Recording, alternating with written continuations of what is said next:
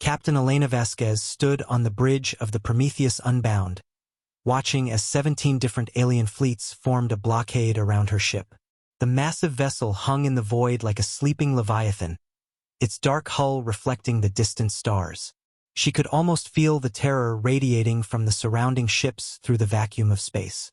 "Captain," her tactical officer reported, his voice barely concealing his amusement. "We're receiving surrender demands in 43 different languages. The Zephyrian Empire is offering us safe passage if we agree to immediate decommission." Elena smiled grimly. 3 years ago, when humanity had first joined the Galactic Council, they had been dismissed as a primitive species with crude technology. The other races had looked down on their kinetic weapons, their chemical propulsion systems, and their simple energy shields. What they hadn't understood was humanity's greatest strength: the ability to turn any limitation into an advantage. The Prometheus Unbound was the culmination of that philosophy. Where other species built sleek, elegant vessels powered by exotic matter and protected by quantum barriers, humans had built something that defied every convention of galactic warfare. The ship was enormous, nearly 5 kilometers long, and bristling with weapons that the Galactic Council had never imagined could be miniaturized.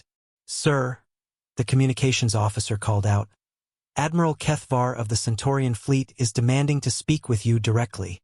Elena nodded. The holographic display shimmered to life, revealing the insectoid features of the Centaurian commander. His mandibles clicked rapidly, a sign of extreme agitation. "Human Captain," Admiral Kethvar buzzed, "your vessel violates 17 separate galactic warfare conventions. Its very existence threatens the balance of power that has kept peace for millennia."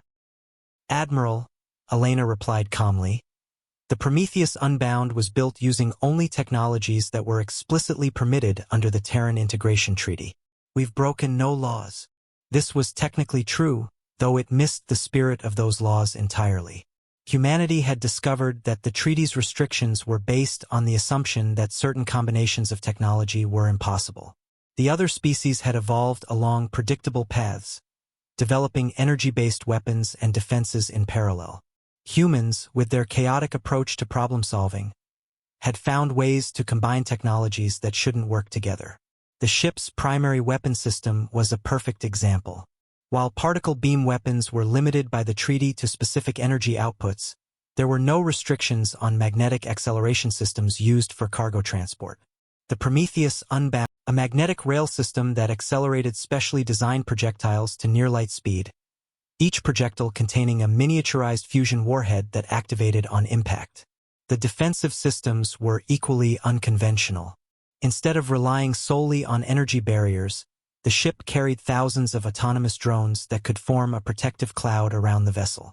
Each drone was technically classified as a maintenance robot under galactic law, but they could also intercept incoming fire and even kamikaze into enemy vessels.